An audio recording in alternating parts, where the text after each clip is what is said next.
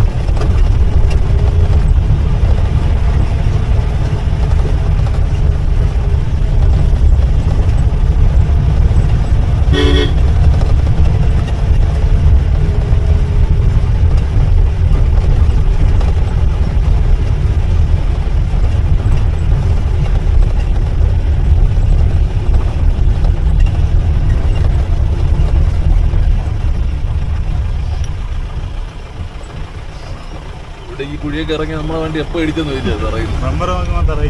ഇതൊക്കെ ഇത് പലകിട്ട് കയറ്റിയത്.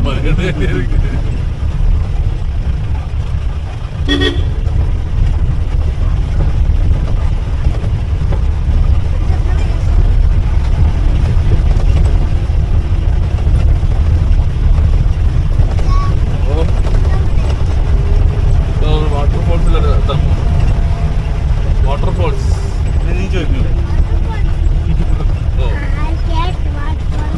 കേട്ട് നേരത്തെ അങ്ങനെ അല്ലായിരുന്നല്ലോ.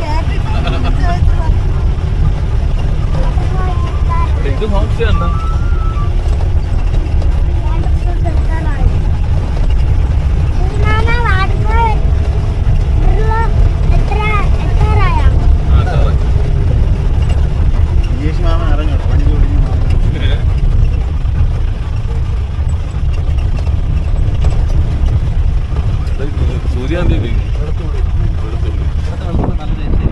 വെളുത്തുള്ളി കൃഷിയാണ് ഈ കാണുന്നത്. എരിവ് കൂടുതലാണ്, പ്രത്യേകത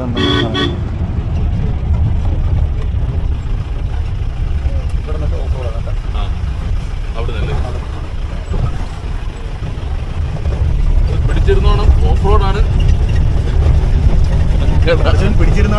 പിടിച്ചിരുന്നോണം വിമാനാണ്.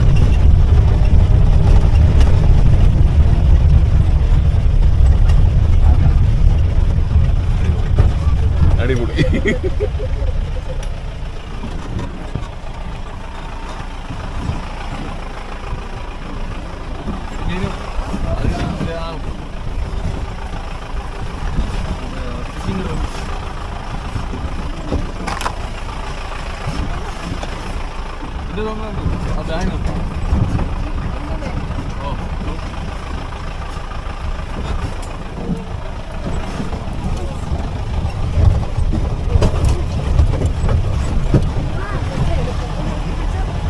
ചിക്ക് വണ്ടിക്കകത്ത് മീന് വിളി.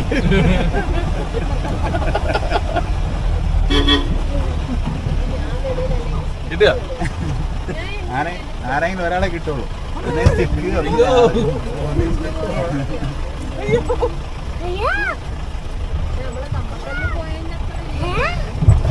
ചില കമ്പക്കല്ല് പോയിരുന്നു.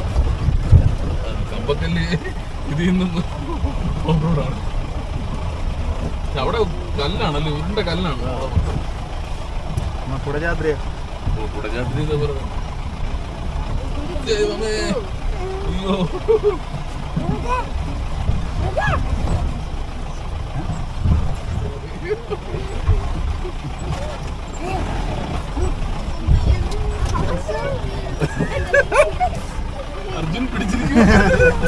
അർജുനിപ്പോ വെളിയിൽ പോകുന്നാണ് തോന്നുന്നത്.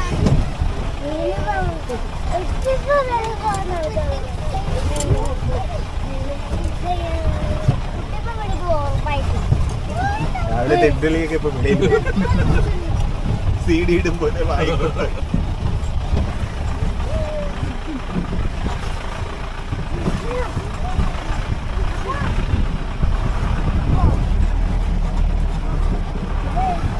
അങ്ങോട്ട് കയറുമ്പോഴേ ഇതൊരു സെറ്റ് ചെയ്ത് പോകണം. കമ്പ് സ്റ്റിക്ക് വെളിയിൽ നിന്ന് കറക്റ്റായി എടുക്കാം. വെളിയിൽ നിന്ന് എടുക്കാനൊക്കെ പറ്റും.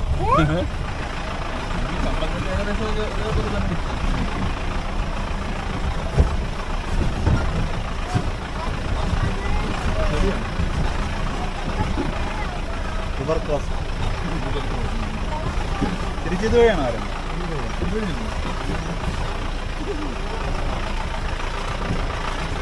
പുത്തൻ വണ്ടി എടുത്തിട്ട് ഇതുവഴി എങ്ങനെ വന്നത് അതേ ഇത്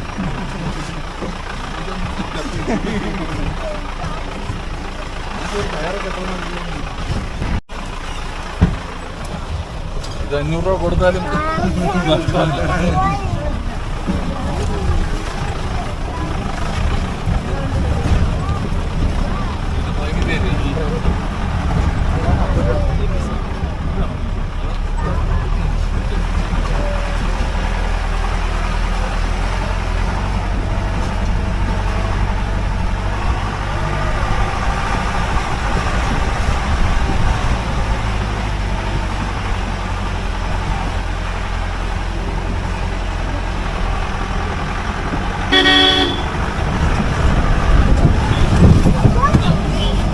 എല്ലാരും ഉണ്ടല്ലോ.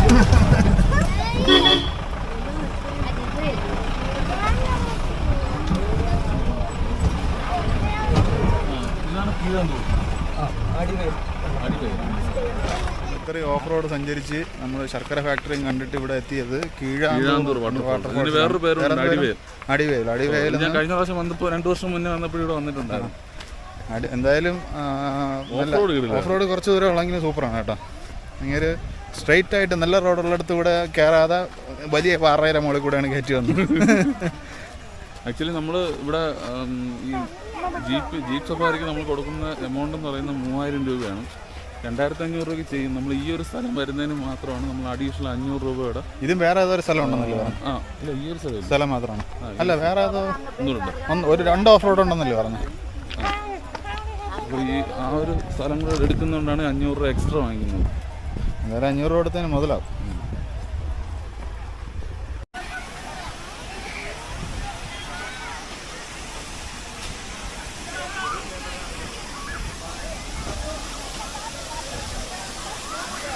ഇപ്പോൾ വാട്ടർഫോൾസ് എന്ന് പറയുന്നത് ചെറിയ കുറച്ച് വെള്ളം മാത്രമേ ഉള്ളൂ. എന്നാലും കുഴപ്പമില്ല. ഇത്രയും വേനൽക്കാലത്ത് ഇത്രയും വെള്ളം ഉണ്ടല്ലോ. അത്യാവശ്യം മഴയുള്ള സമയത്തൊക്കെ കിടലമായിരിക്കും. ഓഫ് റോഡും സൂപ്പറായിരിക്കും. അപ്പോൾ ചെളിയൊക്കെ കാണും നമ്മൾ വരുന്ന വഴിയിൽ. വെള്ളം ഇത്രയും, അതായത് വെള്ളം ഒലിച്ച പാടൊക്കെ ഈ സൈഡിലോട്ട് കാണുന്നുണ്ട്. അപ്പോൾ ഇതുവഴി മൊത്തം വെള്ളം വരാനാണ് സാധ്യത മഴയത്തൊക്കെ.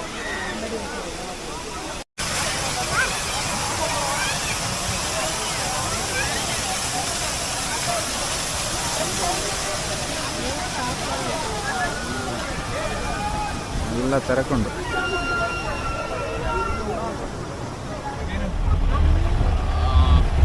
ആ ഫോണിൽ അതിനകത്ത് പിടിച്ചിരുന്നോ? അല്ലെങ്കിൽ തിരക്ക് പോകും. അല്ലല്ല, പൈസ കൊടുക്കാം. ഇവിടെ എൻട്രി ഫീ ഉണ്ട്.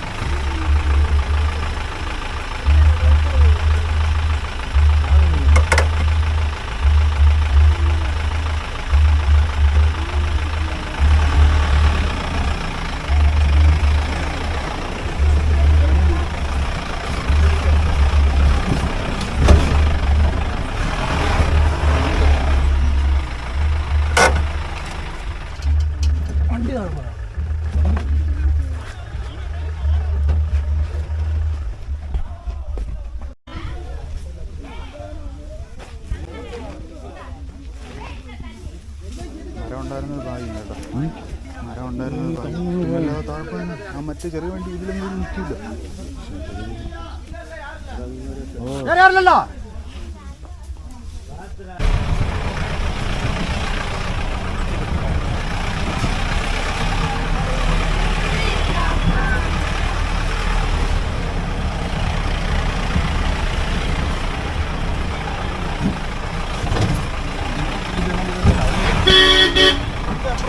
പോകാനായിട്ട്